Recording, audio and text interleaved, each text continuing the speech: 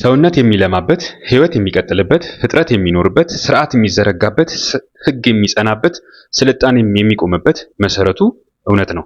ነገር ግን የሰው ልጅ ነፃነቱን ተጠቅሞ እውነትን መካዱን መርጧል። ስለዚህም ክህደትን እርሱም ሌላ ክህደትን እየወለደ ዓለምን ሊያበጃት የተገባው የሰው ልጅ ውጥንቅጧን አውጥቷታል። ይህ ለእርሱም አልበጀ፣ ነገር ግን ሰውነቱን አፈረሰ እንጂ። ከክህደቶቹ አንዱ ይህ ዛሬ የምነግርህ አንድ ይሆናል።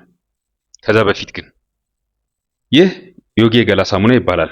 ዮጊ የገላ ሳሙና እኔ ላለፉት 6 ዓመታት ሳዘጋጀው የነበረ እኔና ልጆቼም፣ ቤተሰቤ፣ ጓደኞቼ፣ ወዳጆቻችን የሚታጠቡበት ሳሙና ነው። ብዙውን ጊዜ ከገበያ የምትገዛቸው ሳሙናዎች ግብአታቸው በጣም ብዙ ሲሆን ምንነታቸውንም አታውቁም። እዛ ሳሙና ውስጥ የሚገባውን ነገር ማለት ነው። በቁጥርም ደግሞ በጣም ብዙ ናቸው፣ 20 እና ከዛ በላይ ናቸው። ይህ ሳሙና ግን አንተና እኔ ልጆቻችንም ማህበረሰባችን ለምግብነት የሚጠቀመውን ዘይት ወደ ሳሙናነት ቀይሬ የማበጀው ነው። ላለፉት 6 ዓመታት ሳዘጋጀው ነበረ። እነሆ አሁንም እንታጠብበታለን። ለገበያም ቀርቧል። በ175 ግራም በ300 ብር ዋጋ ላንተ ቀርቧል። ይህ ሳሙና ምንም አይነት ለቀለም፣ ለሽታ፣ ለአረፋ ማውጫ፣ ለማጠንከሪያ፣ ለረጅም ጊዜ እንዲያገለግልም ተብሎ የገባበት ኬሚካል የለም። ከዚህም አንጻር በእነዛ ኬሚካሎች ቆዳችን ይጋፈጠው የነበረውን የጎንዮሽ ጉዳት ቀንሶልናል ማለት ነው። በዚህ ሳሙና ስትታጠብ ሰውነትን የሚያለሰልስ፣ ፀጉርን የሚያፋፋ ይሆናል። እንዲሁም ደግሞ ለረጅም ጊዜ ትጠቀምበታለህ። በ175 ግራም በ300 ብር አዘጋጅተነዋል። እንግዲህ ያው በተወደደ ዘይት ስለሆነም የሚዘጋጀው በዛ ላይ ደግሞ ረጅም ጊዜ ትጠቀምበታለህ። እንደ ሌሎች ሳሙናዎች አንድ ጊዜ ታጥበህበት ልቅ የሚል አይደለም። ምናልባትም ሰልችቶ ትጥለዋለህ። ስለዚህ ፍላጎቱ ካለ ሳሙናውን የምታገኝበትን መንገድ እናመቻቻለን። አንተ በኮሜንት መስጫው ስር ሳሙናውን እንደምትፈልግ ብትጠቁመን እግረ መንገዳችንን ይህንን ቻናልም እና ሌሎችንም የምሰራቸውን የጥናት ስራዎች ያግዝልናል። አሁን ወደ ቪዲዮ። ጀግናው እንዴት አለ? ከሰሞኑ አንድ የፍርድ ቤት ውሳኔ ዜና ሆኖ ተሰምቷል። ይህም ዜና አንዳንዶቻችንን ሲያስደስት፣ ሌሎችን ደግሞ አሳዝኗል። ዜናው ምን ነበረ? እመለስበታለሁ። ከዛ በፊት ዜናው ግር እንዳይልህ ወይም ደግሞ በዜናው እንዳትገረም አንድ መረጃ ልንገርህ። አንድ ከዚህ በፊት ወመዘክር አዳራሽ በልምድ ያው ወመዘክር ስለሚባል ነው በብሔራዊ ቤተ መጻሕፍትና ወመዛግብት አዳራሽ እዛ ባለው ማለት ነው ብሔራዊ አካባቢ ባለው የመጀመሪያ ሴሚናር አዘጋጅቻለሁ ለዛ ለወመዘክሩ ማለት ነው። አሁን ሁለተኛ ደግሞ በቅርቡ በቅዳሜ ሚያዝያ 18 አለ። ከቻልክ እንድትሳተፍ እንግዲህ እንድትገኝ፣ መግቢያ ነፃ ነው። የመጀመሪያው ጊዜ ላይ እዛ በወመዘክር አዳራሽ ባዘጋጀሁት ላይ ከዚህ ሰውዬ ስራዎች ወስጄ አሁን ከምነግር ሰውዬ ስራዎች ወስጄ የተለያዩ ነገሮችን ወቅታዊ የሆኑ በተለይ ሀገራችን ላይ በተለይም ደግሞ ቤተክርስቲያን ኦርቶዶክስ ተዋሕዶ ቤተክርስቲያንን የሚመለከቱ ጉዳዮችን አንስቼ አቅርቤበታለሁ። ያው የሚጠቀም ካለ ይጠቀምበት። እንግዲህ ያ እዛ ላይ ጽሁፎቹን ያቀረብኩለት ሰው እንግሊዛዊ ሰው ሴስ ሊውስ ይባላል። ሴስ ሊውስ የሊትሬቸር ምሁር ነው፣ የስነ ጽሁፍ ምሁር ነው። በኦክስፎርድ ዩኒቨርሲቲ እና ማግዴላን በሚባል ካልተሳሳትኩ አንድ ዩኒቨርሲቲ ሌላ ዩኒቨርሲቲ ረጅም ጊዜ አስተምሯል። በልጅነቱ ውትድርና ሄዷል። ወታደር መሆኑ ያውቃል ማለት ነውና ይህ ሰው በ1930ዎቹ አካባቢ አንድ ጽሁፍ አዘጋጅቶ ነበር። መጽሐፍም ታትሟል። ከዛ ጽሁፍ ጋር ያንን ጽሁፍ እንደ ሌክቸር ይሰጠው ነበር በዩኒቨርሲቲ ውስጥ ማለት ነው። በኋላ ላይ ግን በመጽሐፍነት ታተመ። በመጽሐፍነት ሲታተም መጽሐፉ በጣም ትንሽ ነች። መጠኗ የገጻው ብዛት በጣም ትንሽ ነች እና ልብም ያለውም ሰው አልነበረም። መጽሐፍ ውስጥ በጣም የታጨቀ ብዙ ጥበቦች ነበሩት፣ ብዙ ዕውቀቶች ነበሩት። እሱ እንደ ትንቢትም አድርጎ የተናገራቸው ፍልስፍናም ይዘት ያላቸው ጽሁፎች ነበሩ። መጽሐፏ 3 ምዕራፍ ነበር የነበራት። በወቅቱ ብዙ አልተሸጠችለትም። እዛች መጽሐፍ ውስጥ ታዲያ ተመሳሳይ ርዕስ ነው በሶስቱም ምዕራፎች የሚያነሳው። መጽሐፏ አቦሊሽን ኦፍ ማን ስትባል የመጀመሪያው ምዕራፍ ደግሞ ሜን ዊዛውት ቼስት ይባላል። አይ ቲንክ ይሄንን ባለፈው እዛ ያቀረብኩትን ነገር እዚህ በዩቲዩብ ላይ እንደገና ለዩቲዩብ እንዲመች አድርጌ ምናልባትም ጥራትም ቅርበትም ድምጽም ጥራትም እንዲኖረው አድርጌ አቀርበዋለሁ። በቅርብ በደንብ እንዲሰማ ወይም ጨማምሬበትም ለረጅም ጊዜ መጠናት የሚችል ነው። ያቺም 3 ምዕራፍ ያላት ትንሽ መጽሐፍ ለረጅም ጊዜ መጠናት የምትችል መጽሐፍ ነች። መጽሐፏ አንባቢ ሳይኖራት ፈላጊም ሳይኖራት ራሳቸው ምሁራኖቹም ብዙም ትኩረት ሳያደርጉባት ተጠላ የነበረች መጽሐፍ ነች። ብዙም ያልተሸጠለት ያልተነበበለት መጽሐፍ ነው። ኤኒዌይስ እዛ መጽሐፍ ላይ ምን ጭብጥ አለ? ይሄ ሜን ዊዛውት ቼስትስ የሚለው እኔ ወመዘክር የነበረው መድረካችን ላይ ሳቀርበው ልብ አልባ ወንዶች ብዬ ያቀረብኩት ነው። ምን አይነት መልእክት ነበረው? ሰውነትን የሰራ ማህበራዊ እሴትን የገነባ ለሰው ልጅ ስልጣኔ የጠቀመ እውነት አለን። ሁላችንም ጋር ማህበረሰባችን ውስጥ በአጠቃላይ እውነት አለን። ምን ያደረገ? ሰውነትን የሰራ ማህበራዊ እሴትን የገነባ ለሰው ልጆችም ስልጣኔ የጠቀመ እውነት አለን። ይህንን እውነት ስንክድ ሰው መሆን እናቆማለን ይላል። ይህንን ይዞ ነው ሊዩስ እንግዲህ እዛች ትንሽ መጽሐፍ ውስጥ የሚጫወተው የሚያወራው የሚነጋገረው ከማጋ ከኦዲየንሱ ጋር ማለት ነው። ያንን እውነት የካድን ጊዜ ሰውነታችን ይቆማል፣ ሰው መሆን እናቆማለን፣ ሰውነታችን ይፈርሳል። ዊ አቦሊሽ ማን፣ ሰውን እናፈርሰዋለን። አቦሊሽ ማን እዛ ጋር ማን ሲል ያው አንድ ወንድ የሚለውን ይመስላል እንጂ በአጠቃላይ ሰው የተባለውን ነውና ሰውነትን እናፈርሳለን ያንን እውነት ስንክድ ይላል።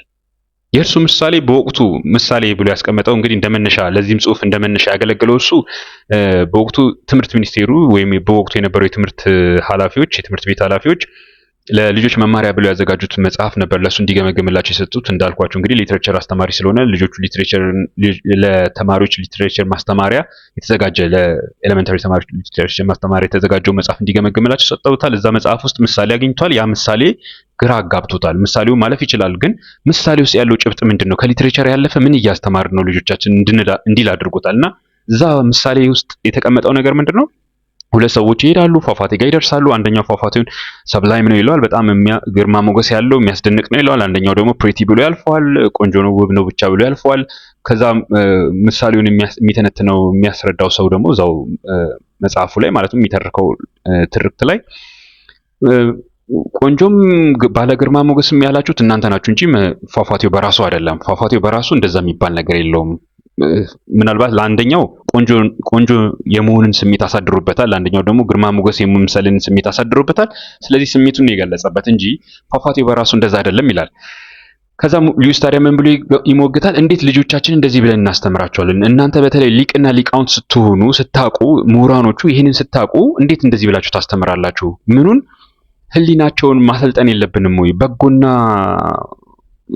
በጎና ክፉን መልካምና መጥፎን የሚለይ ህሊናቸውን ማስተማር የለብንም ወይ? እንዴት አድርጎ በጎን በጎ ክፉን ክፉ መጥፎን መጥፎ ደጉን ደግ ማለት ማስተማር የለብንም ወይ? አይ እናንተ እንደተሰማችሁ ነው እንዴት ይባላል? ፏፏቴ አሁን የትም ሀገር ቢኬድና ቢታይ እንዴት አያስደንቅም? እንዴት ግርማ ሞገሱ አያስገርምም? ስለዚህ እንዴት ውስጣችሁ የመሰላችሁ ነው እንጂ ይሄ ነገር ዩኒቨርሳል ትሩዝ አይደለም፣ ሁላችንም የምንስማማበት እውነት አይደለም እንዴት ይባላል ብሎ ነው የሚሞግተውና የሊትሬቸሩን ጉዳይ ያው እዛው ትቶላቸው ለነሱ ሞስት ፕሮባብሊ ያው አስተያየት ሰጥቷቸዋል።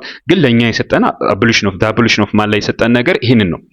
ትውልድ ላይ የምትሰሩ ሰዎች በተለይ ምሁራን፣ አስተማሪዎች፣ መምህራን፣ ሊቅና ሊቃውንት የተባላችሁ በተለይ ጥንቃቄ ልታደርጉ ይገባል። እውነትን እውነት ነው ብላችሁ ማታስተምሯቸው ከሆነ ማታሰለጥኗቸው ከሆነ እውነትን የሚያይና የሚዳኝን ህሊና ማታሰለጥኑት ከሆነ እነዚህ ልጆች ነገ ተምረው እንደናንተ ምንም ምሁር ሊቅና ሊቃውንት ቢባሉ እንኳን ሰው መሆን አይችሉም። ሰውነት ያጥራቸዋል፣ ሰውነት ይቸግራቸዋል፣ ሰውነታቸውም ይፈርሳል። እንዴት ሆኖ? ምክንያቱም እውነትን እውነት የሚሉበትን ህሊና አላሰለጠናችሁላቸውም እና በእውነት ላይ መስማማት አይችሉም። አንድ እውነት አይኖራቸውም። በጋራ የሚስማሙበት እውነት ላይ አይደርሱም። በጋራ የምንስማማበት እንደ ሰው ደግሞ በጋራ የምንስማማበት እውነት ከሌለን ሰውነታችን ይፈርሳል። ዩቶፒያን ፊውቸር ነው የምንገነባው። ውጥንቅጧ ዩቶፒያን የሚለው ዩ ሳይሆን ዩ ውጥንቅጧ የወጣ ዓለም ውስጥ ነው የምንገባው እና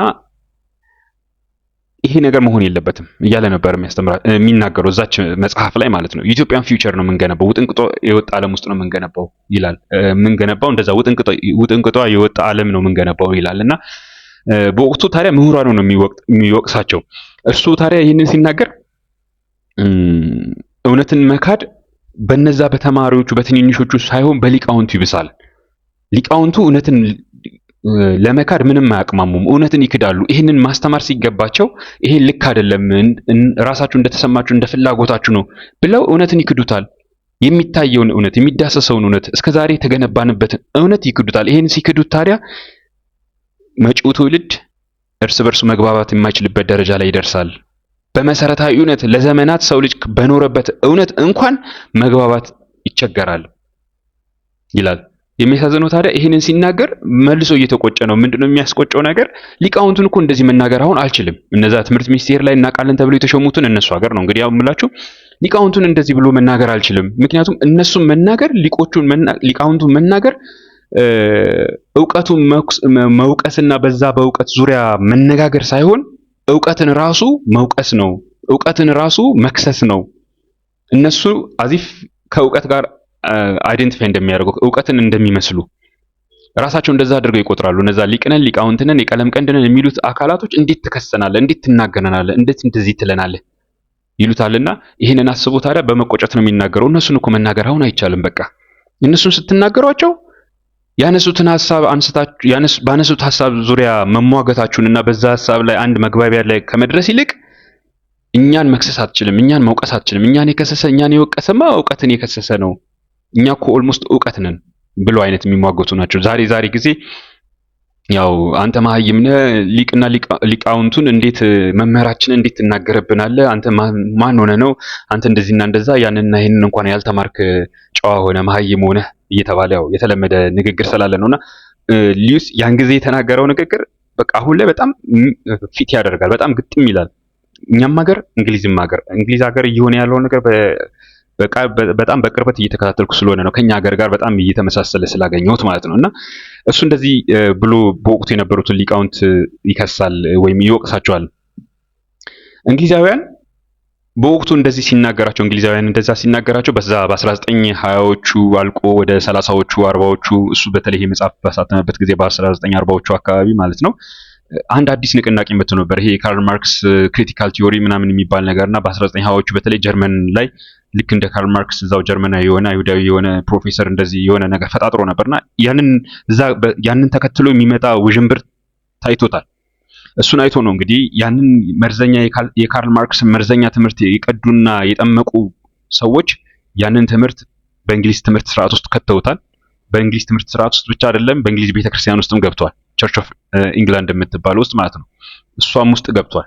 በወቅቱ ታዲያ ቸርች ኦፍ ኢንግላንድ ይሄንን አዶፕት ማድረግ ስትጀምር ይሄን ነገር ወደ ራሷ ወደ ትምህርት ስርዓቷ እያስገባች ስትመጣ ልጆቿን እውነት ከማስተማር ይልቅ ክህደት ማስተማር ጀመረች ማለት ነው። በስነ ስርዓት በጣም በርካታ የክህደት ትምህርቶች ተዘጋጁ። እነዛ የክህደት ትምህርቶች አዳዲስ የሚወለዱ የሚያድጉ ልጆችን አባታቸው እነሱን በፈጠረበት ወይም ደግሞ የእነሱን ሁሉና ባስገኘበት እውነት ከማሳደግ ይልቅ በክህደት ልጆቹን ማስተማር ተጀመረ። እነዛ ልጆች አድገው ዛሬ ሲደርሱ ያው እንደምታዩት ሆነች ማለት ነውና ቤተክርስቲያኗ በወቅቱ ከምትሰጣቸው ትምህርቶች የክህደት ትምህርቶች አንዱ እውነትን የካደ ትምህርት አንዱ ምን ነበረ? ልጆቹን በወቅቱ ማለት ነው በጣም በርካታ መጽሐፎች ታትመዋል። ለአቅመ አዳምና ሔዋን ሲደርሱ ከልጅነት ጀምሮ ሲመጡም የወንድና የሴት ሚና የሚባል ነገር የለም ብለው ያስተምሯቸው ነበር። ይሄ በመጽሐፍ ታትሞ በካሪኩለም ተቀርጾ በስነ ስርዓት የሚሰጥ ነበርና የወንድና የሴት ሚና የሚባል ነገር የለም። ይሄ እንግዲህ ቤተክርስቲያን ራሷን ነበር የምታስተምረው። በተለይ በ1970ዎቹ አካባቢ ነገሩ ተፋፍሞ ማለት ነው የወንድና የሴት ሚና የሚባል ነገር የለም። ይሄን ሰው ነው የፈጠረው። ያንን አካባጅ አምባገነን የሆነው አባታዊ ስርዓት አባወራዊ ስርዓት ፓትሪያርካል ስትራክቸርን የፈጠረውና የወንድና የሴት ሚና የሚባል ነገር የለም ብሎ ጀመሩት። በወቅቱ ብዙ ስራ ተሰራ። ሴቶችን ወደ ክህነት ለማምጣት ብዙ ተሞከረና ተደረገ። ምክንያቱም ክህነት የወንድ ብቻ አይደለም የሴት መሆን ይችላል። ለምን? ክህነት አገልግሎት ስራ ከሆነ ያ አገልግሎት ወይም ስራ እነሱ እንደሚሉት ነው እንግዲህ የሚላቸው ያ አገልግሎት ሆነ ስራ ለሴትና ለወንድ ተብሎ መለየት የለበትም። ምክንያቱም የወንድና የሴት የሚባል ነገር የለም በሚል ማለት ነው። እንግዲህ ቀድሜ እንደነገርኳችሁ እኛን ማህበረሰቡን ሰውን የሰራ እውነት እስከዛሬ ያመጣን እውነት የገነባን ሲቪላይዜሽናችን ያስገኘ እውነት ስንክድ ሰውነታችን ይፈርሷል ብሏቸው ነበረ። ይህንን አላሰቡም፣ አላስተዋሉም፣ ወይም አልሰሙትም። ምክሩን ተግባራዊ ማድረግ አልፈለጉም በወቅቱ። ያው ግን አስቀድሞ ነግሯቸው ነበር ሲኤስ ሉዊስ እና እነሱ ይህን መንገድ ሄዱበት። በዛን ጊዜ በ1970ዎቹ ወደ መጨረሻ አካባቢ በተለይ የሴትና የወንድ ሚና የለም ተባለ፣ ተቀለጣጠፈ። ብዙ ነገር በቃ ክህነቱ ውስጥ ገቡ፣ ጵጵስናው ተጀመረ። በቃ አንግሊካን ቤተክርስቲያን ሴንትራላይዝድ የሆነ ልክ እንደ ካቶሊኩ ፓፓሲ ወይም ደግሞ እንደኛ ኦርቶዶክስ ተዋህዶ ሲኖዶስ የላትም። እዚህም እዛም የተበታተነች ነች። በተለያየ ቦታ የተለያየ ነገር ተቀለጣጠፈ። አንዳንዶቹ በጣም ነገሩን አፈጠኑት፣ አከረሩትና ወደ ጵጵስናውም ቶሎ መጡ፣ ሴቶቹ ማለት ነው። እንግዲህ ያ ነገር ቀጠለ። አሁን እንግዲህ የዛሬ 10 ዓመት ምናምን ወይ እንደዛ አካባቢ ጭራሽ ወንድና ሴት የሚባልም ነገር የለም ተባለ። እኛ የወንድ ሚና የለም የሴት ሚና የለም የሚባለው ሲገርመን ወንድና ሴት የለም የሚባለው ጋር ተደረሰ። ወንድና ሴትም ራሱ ሶሻል ኮንስትራክት ነው። ወንድና ሴት ራሱ ሶሻል ኮንስትራክት እንደውም በቃ ቤተክርስቲያኗ በጣም ይሄ ከቅድመ ጋብቻ ጋር ከምትሰጣቸው ትምህርቶች ጋር በተያያዘ በነገራችን ላይ ከኛ ቅድመ ጋብቻ ትምህርት ጋር ብዙ ነገሮች የሚመሳሰሉ ነገሮች አሉ። ይሄ ትውልድ እያጠፋ ያለውን የቅድመ ጋብቻ ትምህርት ነው የምላችሁ። ሌላ በጤናማ መልኩ የሚሰሩትን መልካም ዓላማ ያላቸውን ሊቃውንት ሳልነካ ማለት ነው። ከዛ ውስጥ ከሚሰጠው ትምህርቶች ጋር ተያይዞ ምን ይመጣል መሰላችሁ? እንደውም በክርስቶስ እኮ ወንድ የለ ሴት የለ የሚል ትምህርት መጣ። በክርስቶስ ወንድ የለ ሴት የለ ምን ማለት ነው? በክርስቶስ ወንድ የለ ሴት የለ ከዚህ ጋር ምን ያገናኘዋል? እና ኤኒዌይስ ልክ ይህን ክህደት የወንድና የሴት ሚና የለም የሚለውን ክህደት ጀምረው በዛ አላቆሙም። ክህደትን እየወለደ ሌላ ክህደትን የባሰ ክህደትን እየወለደ ከድጥ ወደ ማጥ ነው የመጡትና የሴትና የወንድ ሚና የለም የወንድና የሴት ሚና የለም የሚባለው ነገር ልክ መጥቶ ማህበረሰቡ ውስጥ ተግባራዊ ሲሆን ሴቷ ከወንዱ እኩል ወጣ መስራቱ የበለጠ ተቀባይነት እያገኘ ወንዱ ራሱ ተቀባይነት ወንድ ልጅ ሴት ልጅ ወጣ ስትሰራ ደስ ይለኛል የሚል ባል መጣ። ልጆቼ ማስትሬት እና ዶክትሬት ሰርተው ከዛ በኋላ ራሳቸውን ሲችሉ ቤት ሲገዙ መኪና ሲገዙ ቢያገቡ ደስ ይለኛል የሚል አባት መጣ። እኛም ሀገሩ አለውን አሁን ተውት፣ ተራ ቦታ ምናምን አይደለም። ቤተ ክህነት ውስጥ የቤተ ክህነት ትምህርት ያላቸው ሊቅና ሊቃውንት የተባሉ በሁለት ወገን ይተሳሉ የሚባሉት እንግዲህ እነሱ ራሳቸው ያው በአጋጣሚ ማገኛቸው አሉ። ወሬያቸውን በተዋረድ የምሰማው አሉ። በአካል ከራሳቸው አንደበት የሰማዋቸው ግን ጥቂት አይደሉም። ምን ይላሉ? 30 ዓመት እስክትሞላት ድረስ አታገባም የኔ ሴት ልጅ፣ ማስትሬት እና ዶክትሬት መስራት አለባት፣ ፕሮፌሰር መሆን አለባት። እንደውም ያን ከዛ በኋላ ነው ማግባት ያለባት። 30 ዓመት ማስትሬት እና ዶክትሬት ሰርታ ከዛ በኋላ ምን ልታገባ? እኔ ወንድ ልጅ አለኝ። አታገባም፣ አያገባትም። እሷ አታገባም አይደለም፣ እሱ ግን አያገባትም። እኔ እንዴት እንደማያገባት ሊያገባት እንደማይችል ለጋብቻ የማትመጥነው እንደሆነ ደግሞ እየነገርኩ ነው ማስተምረው። ይሄ እኮ ነው ሀገር እያፈረሰብን ያለው። ይሄን እኮ ትውልድ እያፈረሰብን ያለው። ለምን በ30 ዓመቷ ምንም ወንድ ጋር ያልደረሰች ድንግል አትሆንም? ማስትሬት እና ዶክትሬት ሰርታ በ30 ዓመቷ ሲያገባት እንዴት ነው? በ30 ዓመቷ ማስትሬት እና ዶክትሬት ሰራች። ከዛ ስትወልድ የመጀመሪያ ልጇ ስንተኛ ዓመቷ ላይ ነው የሚወለደው? 31 32። ከዛ በኋላ ስንት ልጅ ልትወልድ? ሁለት እንዳያጡት ምን ልታረገው? ምን ሊያረጉት? ትውልድ ያስቀጥላል። ያ ሁለት ልጅ የምናወራውን ዕውቀት ስልጣን ያስቀጥላል፣ ያስተላልፋል። ይሄ ከአባቶቻችን የወረስነው ትምህርት ነው። የጠላት አይደለም። እርግጠኛ ናችሁ? ቤተክርስቲያኗ ውስጥ ሆናችሁ ይህን ነገር የምታስተምሩ ዘሶኮል ሊቃውንት መምህራን፣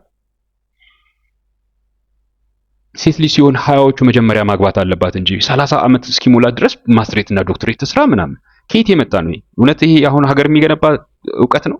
እናንተ የተማራችሁት ዕውቀት? ኤኒስ ግን ያን ጊዜ ይህን ሲማሩ ነበረ።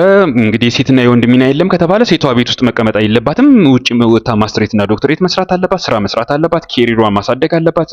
ለትምህርት ለስልጠና ከክፍለ ሀገር ከከተማ ከሀገር መንከራተት አለባት። ወንዱም እንደዛው እና የት ይገናኛሉ? የትም አይገናኙ። ብዙ ነገር ይለምዳሉ፣ ብዙ መጥፎ ነገሮች ይለምዳሉ። ትዳራቸውን የማያጸና ፍቺ ኮመን ይሆናል፣ ፍቺ የተለመደ ይሆናል፣ ወግ ይሆናል፣ ጀብድም ይሆናል። ዲቃላ መጎተት ጀብድ ይሆናል። ይሄን ምን አመጣባቸው? የሴትና የወንድ ሚና የለም። እናትነትና ሚስትነት ምንም እንኳን በሴትነት ተፈጥሮ ቢመጣም እንኳን አስገዳጅ አይደለም። የግዴታ ቁጭ ብላ እናት ሆና ታሳድግ የሚባል ነገር የለም። ለምሳሌ እሷ ወጣ ስትሰራ እሱ የተሻለው ቁጭ ብሎ ቤት ልጆች ማሳደግ ከሆነ ቁጭ ብሎ ቤት ማሳደግ ይችላል ማለት ነው። ቁጭ ብሎ ቤት ማሳደግ ልጆቹን ማሳደግ ቤት ውስጥ ቁጭ ብሎ ልጆቹን ማሳደግ ይችላል ማለት ነው።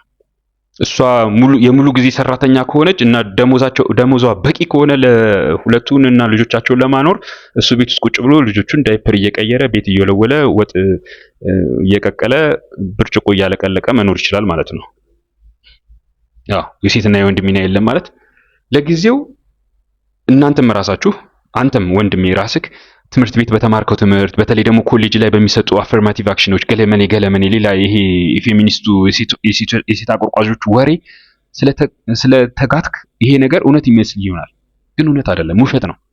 ሴስሊዩስ እንደዚህ አይነት እውነት ነው እንደዚህ አይነት ውሸቶች ናቸው እውነትን እንድንክድ ሲያደርጉን ያን ጊዜ ሰውነታችን እናጣለን ያሉት። ይሄ የጾታ ሚና ክህደት ወደ ምን መጣ? የሴትና የወንድ የለም የሚለው ክህደት ወዴት አመጣቸው? ወንድና ሴት ራሱ የለም ወደሚለው አመጣቸው። ወንድና ሴት የለም የሚለው ካመጣቸው በኋላ ወንዱ እንደ ሴት ነው ራሴን አይደንቲፋይ የማደርገው፣ ራሴን ሴት አድርጌ ነው የማስበው ምስለው፣ ያው ወሸላ ስላለኝ ቆሜ ስለምሸና ነው እንጂ ብሎ ቀሚስ ለብሶ ስራ ይገባል። ሊፕስቲክ ተቀብቶ ኩል ተኩሎ ስራ ይገባል። በዛ መልክ ይንቀሳቀሳል። እሱ ብቻ አይደለም፣ ወንድ ይጠብሳል። ምክንያቱም እሱ ሴት ስለሆነ ወንድ እጮኛ ያደርጋል፣ ወንድ ያገባል። እሱ ሴት ስለሆነ ምን ይሄ ግብረ ሰዶማዊነት ነው እንጂ ሌላ ምንድን ነው? በቃ እንደዚህ ይሄ ነገር እንግሊዛውያን ጋር በጣም ወግ ሆኖላቸው ነበር። በቃ ይሄ ስህተት ማለት ነው፣ ይሄ ውሸት ለምደውት ነበር። ማህበረሰባቸው ውስጥ ኢዝ ኖርማል ብለዋል። ጌም ይሁን በቃ ግብረ ሰዶማዊ መሆን ለእንግሊዛውያን በጣም ኮመን ነበር፣ ቀድሞውንም ራሱ ማለት ነው። በዚህ ይታወቃሉ በነገራችን ላይ እና ታሪክን ካነበባቸው በቤተክርስቲያናቸውም እንደዛው በቸርች ኦፍ ኢንግላንድ ውስጥ ማለት ነው። ይሄ ነገር ጭራሽ መጣና አሁን ወንድና ሴት የለም፣ የወንድና የሴት የለም የሚባለው ነገር ሲመጣ ወንድና ሴት የለም ወደሚለው ሲደርሱ አሁን እንዳልኳቸው ሆኑ። ከዛ አልፎ ተርፎ ደግሞ ገና ልጆቻቸውንም ራሱ እኔ ወንድ ነው መሆን የምፈልገው ካለ ሴቷ የወንድ ሆርሞን ትወጋለች፣ ጡቷን ታስበጥሳለች፣ ወንዱ ወሸላውን ያስቆርጣል። ውጥንቅጥ ውስጥ ገቡ። ይሄ ውጥንቅጥ በጣም ብዙ ነገሩን አበላሸባቸው። የሴቶች መጫወቻ፣ የሴቶች መዝናኛ፣ የሴቶች መዋያ፣ የሴቶች የሆነ የሚባል ነገር ጠፋ። ለምን ጠፋ? ወንዱ ሴት ነኝ ብሎ መግባት ጀመረ። እነሱ መካከል ሽንት ቤታቸው ይገባል፣ መኝታ ቤታቸው ይገባል። አትግባብን አንተ ወንድና አይሉትም። ማን ነው እንዳውም ይከሳል። ለምን? ገና ለገና ወሸላ ስላንጠለጠልኩ ወንድነት ትሉኛላችሁ? እኔ ሴት ነኝ ካለ መብቱ ነው። በቃ ከፈለገ በፖሊስ ጋር ሄዶ ከሶ ያሳስራል። ለምን እንደዚህ ይሉኛል? እኔ ራሴን አይደንቲፋይ የማደርገው እንደ ሺ ሀር ነው፣ ስለዚህ ሴት ነኝ ካለ መብቱ ነው ማለት ነው። ይሄ ብዙ ጥንቅጥ ውስጥ ከተታቸው። ቅድም እንደጠቀስኩላችሁ ሲኤስ ሊዩስ ዲስቶፒያን ፊውቸር ትገባላችሁ፣ ዲስቶፒያን ፊውቸር ትገባላችሁ ብሏቸው ነበር። ዲስቶፒያን ፊውቸር ትገባላችሁ፣ ጥንቅጡ ወደ ወጣ ዓለም ውስጥ ትገባላችሁ፣ እርስ በርስ ወደማትስማሙበት ጊዜ ላይ ትደርሳላችሁ። አሁን እርስ በርስ መስማማት አይችሉም እንግሊዛውያን። አሁን እርስ በርስ መስማማት አይችሉም። በጣም በሚያሳዝነው ደረጃ በብዙ ነገር በወንድና በሴት እንኳን መስማማት አይችሉም። ትዝ ይላችኋል ያ ማትዋላሽ የዴይሊ ዋየሩ ዋት ዘ ወመን የሚለውን ዶክመንተሪ ሲሰራ ምን ያክል አወዛጋቢ እንደነበር አስቡት። እንግዲህ ሴት የምትባለውን ፍጥረት ወንድና ሴት ተብሎ ተለይቶ ሴት የምትባለዋን የሰው ሴት ውመን የምንላትን የተማሩት እንኳን መግለጽ አይችሉም። እንደዚህ ነች ብሎ መናገር አይችሉም። አስቡት። የተማሩት ምሁራን እኮ ናቸው፣ ሊቅና ሊቃውንት ናቸው፣ ፕሮፌሰር ናቸው። አይታችሁታል ዶክመንተሪውን ብዬ አስባለሁ። ካላያችሁ ደግሞ እዩት ፈልጉና ዋትስ ኤ ውመን የሚለው ማለት ነው። ምሁራኑ ሴት ምንድነች፣ ማን ነች፣ የትኛው ከወንድና ሴት ተብሎ በህዝባውያኑ መካከል እቺ ሴት ነች ብሎ ለመለየት መለያ ምልክት እንኳን መናገር አልቻሉ፣ መግለጽ አልቻሉ። ምን ያክል አሳፋሪ ጊዜ ላይ እንደደረስን ይሄ ነገር እንግሊዛውያንን ጠቅሼ ሳስቀምጥላችሁ ወይም ደግሞ አሜሪካም የሆነውን ነገር ጠቅሼ ሳስቀምጥላችሁ እኛ ጋር እየመጣ ስለሆነ ነው። የማይደርስ አይደለም። ዛሬ ሳይቃጠል በቅጠል ካላል ነው እየመጣ ነው። የሚመጣው በመሀይሞች አይደለም፣ በእንደነ አይነት ባልተማሩ፣ ያው ብዙዎቹ እንደሚሉት በእንደነ አይነት ባልተማሩ ጨዋዎች አይደለም፣ በሊቃውንቱ በራሳቸው ነው የሚመጣብን። እውነትን የሚያስክዱ ሊቃውንት ናቸው። በተለይ ደግሞ በአስመሳይነት በወዳደርነት የተደፉ ሊቃውንት ማለት ነው። ስለዚህ አሁን ላይ ግራ ተጋቡ እንግሊዛውያን። በጣም ብዙ ጥንቅጥ ውስጥ ተፈጠረ። እንዳልኳችሁ ኳስ ጨዋታ ከተባለ ሴቶች ይገባሉ። ቦክስ ውድድር ከተባለ ሴቶች ቦክስ ውድድር ውስጥ ከተባለ ወይም ሴቶች ኳስ ጨዋታ ውስጥ ከተባለ ወንዶች ይገባሉ። ቀሚስ ለብሰው ጸጉራቸውን አስረዘመው ወይም ዊግ አስረው ምናምን ይገባሉ። ምንድነው? ሴት ነኝ፣ መብቷ ነው። ብዙ ውድድሮችን እያየን ነው አይደለ? ምናልባት ዜና የምትከታተሉ ከሆነ ወንዶች በሴት ውድድሮች ውስጥ ገብተው ሴቶቹን አናፍጠዋቸው በቦክስ በጨዋታ በእርግጫ ዋንጫ ሲያነሱ ያው በጣም የሚያሳዝን ነው። እንግዲህ ለልጆቻችን የምናስበው የምንመኛት ነገ ኢትዮጵያ እንዴት አይነት ልትሆን እንደምትችል አስቡ። መነሻቸው ግን ይሄ ነበር ባንዴ። ይሄ ባንዴ አልሆነም። መነሻቸው ቀስ በቀስ እየሸረሸሩት የመጡት እየካዱት የመጡት እውነት ነው። ይሄን ደግሞ ሲኤስ ሊዩስ ነግሯቸዋል። ይሄ ነው የሚመጣው አላለም። በቃ የሚመጣውን ፓርቲኩላር አይናገረው፣ መናገርም አይጠበቅበትም። እንደየዘመኑ የሚመጣ የሚፈጠር ነገር ይኖራል።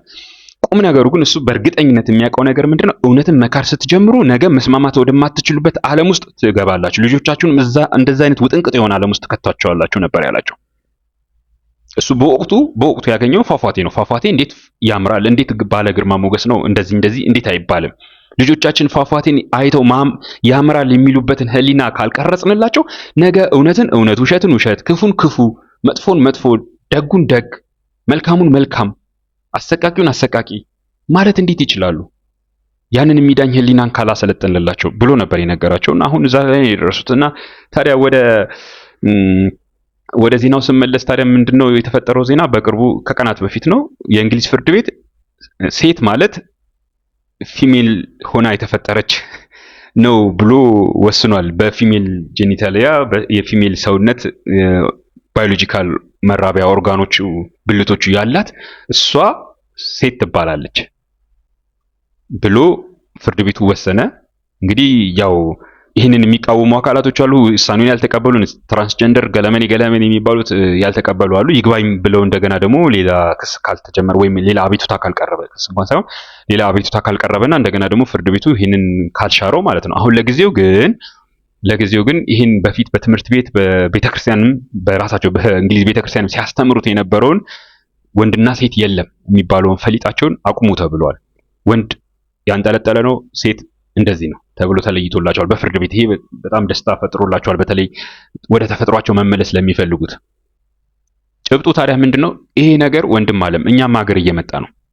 እንደኔ አይነቱ መሀይም አይደለም ሊቃውንቱ፣ ያውም ሊቃውንት ሲባል ተራ አይደለም፣ ተፈጥሯችንን ከፈጣሪያችን ዘንድ በመንፈሳዊ መነጽር ሊያስተምሩን የሚገቡት ሊቃውንት መጽሐፍ አዘጋጅተው ትምህርት ስርዓት ቀርጸው እያስተማሩን ነው፣ ያስተምራሉ። ነገ ልክ ችግሩ ውስጥ ለውስጥ ተቀጣጥሎ የፈነዳለት it will be too late ይረፍዳል። እንደምታስበው አይደለም። ምንም ማድረግ አትችልም። ዛሬ ብዙ ህጎች፣ ስርዓቶች እየወጡ ምንም ማድረግ እየቻልክ አይደለም፣ ታየዋለህ አይደለም፣ ምንም አትቃወምም፣ ዝም ብለህ መቀበል ነው። ነገ ይህም ነገር ይመጣል። ልጆቻችንን ወደ ውጥንቅጥ ዓለም እንከታቸዋለን። አይናችን እያየ ልጆቻችን ወሸላቸውን የሚቆርጡበት፣ ጦታቸውን የሚበጥሱበት ጊዜ ይመጣል። እንዴት አንድ በዩኒቨርሲቲ ደረጃ ምሁር የተባለ 30 ዓመት ክንት ሲያስተምር ነበረ የተባለ አሁን ጭራሽ እንደውም ሌላም ሹመትም ተሰጥቶታል። ይሄ ሰው እንዴት የወንድና የሴት ሚና የለም የሚል መጽሐፍ ያዘጋጃል? አስቡት እስቲ። እንዴት የወንድና የሴት የሚባል ሚና የለም? ይሄን እንደውም ወንድና ሴት፣ ወንድ ይሄንን ይስራ ሴት ይሄንን ትስራ ብሎ የተናገሩት የፈረጁት ሴቷን ለመጨቆን ነው፣ የራሳቸውን ፍላጎት ለመፈጸም ነው። እንዴት ይላል? እውነት ይሄ ሰው ወንድ ነው? ብዙም ማያቸው ነገሮች አሉ። በነገራችን ላይ አመለካከትን፣ አቋምን ሰውነትን ይሰራዋል፣ ሰውነትም ያመጣዋል። ሰውነት የምላችሁ በደማችን ውስጥ የሚተላለፉት ሆርሞኖች ማለት ነው። እነዛ ሰዎች ወንድነታቸውን ራሱ እንድትጠራጠሩ ያደርጋቸዋልና እያንዳንዱን እንቅስቃሴ ይሄንን የጻፈውን ሰው አውቀዋለሁ፣ በአካል አውቀዋለሁ። እንግዲህ ወደ ግለሰቦቹ ጋር እንሂድና ቁም ነገሩን ላይ ትኩረት እናደርግ። ቁም ነገሩ ምንድነው? ሰውነት የሚለማበት ህይወት የሚቀጥልበት እውነት እየተካደ በመጣ ጊዜ፣ ስልጣኔያችን የቆመበት እውነት እየተካደ በመጣ ጊዜ፣ አባታችን እኛን የሰራበት እውነት እየተካደ በመጣ ጊዜ ሰው መሆን እናቆማለን። ማስትሬትና ዶክተሬት ሊኖርን ይችላል። ዶክተርና ኢንጂነር ተብለን ሊሆን ይችላል። ሊቅና ሊቃውንት ተብለን ተሸለመን ካባላንቃ ደረበን ሊሆን ይችላል። ሰው መሆን ግን እናቆማለን። እየታየ ነው ደግሞ ሰውነታችን እየፈረሰ እንደሆነ ማለት ነው። ከእውነት ይልቅ አስመሳይነት፣ አድርባይነት በልጦብን ሰውነታችን እየፈረሰ እንደሆነ እየታየ ነው። ነገ ይሄ ደግሞ እየተባባሰ ይቀጥላል። ስለ ልጆቻችን የምናስብ፣ ስለ ልጆቻችሁ የምታስቡ፣ ስለ ነገዋ ሀገርና ስለ ነገዋ ልጆቻችን ትውልዳችን የምትጨነቁ ሰዎች ግን ይሄ ነገር ልብ ልትሉት ይገባል። ዝም ብላችሁ አትለፉ። እነሱ ለገንዘብ ሲሉን ይሰሩት፣ አይ ዝም በሉ፣ ምንም አያመጡም የሚባል ነገር የለም። እንደነገርኳችሁ የዛሬ 80 ምናምን ዓመት በ1940 በፈረንጆቹ አቆጣጠር ሲ.ኤስ. ሉዊስ ተዉ፣ ነገ ውጥንቅጡ የወጣ ዓለም ውስጥ እርስ በርስ የማትስማሙበት ጊዜ ላይ ዘመን ላይ ትደርሳላችሁ። ይህን ነገራችሁን አስተካክሉ።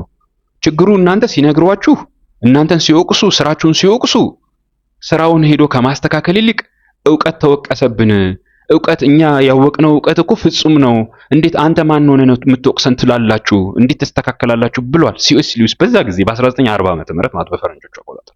ይሄው ዛሬ ምክሩን አልሰማ ብለው እንደምታዩት ሆነ። ፍርድ ቤት ድረስ ሄዶ መካሰስ ጀመሩ። ወንድና ሴትን እባካችሁ ዳኞች ለዩልን፣ ወንድና ሴት በሚለው ጉዳይ ላይ መስማማት አልቻለም። ሴት ማለት ምን ማለት ነው? ሴት ማለት ራሱን እኔ ሴት ነኝ ያለ ሺኸር ብሎ የጠራ ሰው ሁሉ ሴት መሆን ይችላል ወይ? እባካችሁ ዳኙልን፣ መግባባት አልቻልንም እስኪሉ ድረስ ፍርድ ቤት እስኪሄዱ ድረስ ፍርድ ቤቱም ያው ለጊዜው ሰዎች ናቸው እዛ ዳኛ ተደርገው የሚቀመጡት። ለጊዜው ሴት ማለት የሴት መራቢያ ክፍል ያላት ብቻ ነች እንጂ ያንጠለጠለ ወንድ ሴት መሆን አይችልም ብሎ ፈርዶላቸዋል። ነገ እነዚሁ ሰዎች ቅር የተሰኙ ሰዎች ከነዚህ መካከል የተደሰቱ አሉ፣ ቅር የተሰኙ አሉ። የተደሰቱት ተደሰቱ ሄዱ በፍርዱ። ቅር የተሰኙት ግን ነገ አቤቱታ ቢያቀርቡ ለሌላ ለበላይ ፍርድ ቤት ለበላይ አካል እና ይሄው ፍርድ ደግሞ የሚቀለበስ ከሆነ ደግሞ ተመልሶ እዛው ችግር ውስጥ መግባታቸው አይቀርም። ግን ቁም ነገሩ የምናየው ነገር ምንድነው? እዛ ጋር ታዲያ ሴት በሚለው ጉዳይ እንኳን መስማማት አልቻሉ። ወላጅ ሴት በሚለው ጉዳይ ላይ አባትና እናት ልጆቻቸው ሴት ነች ወንድ ነች የሚለው ጉዳይ ላይ መስማማት አልቻሉም። በዚህ ጉዳይ ፍርድ ቤት የደረሱ ሰዎችን አውቃለሁ እኔ። ያው እንዳናበዛው። ለማንኛውም ጥናትህ አስተውሎትህ የበለጠ መጠናከር አለበት ወንድም አለም፣ በርታልኝ።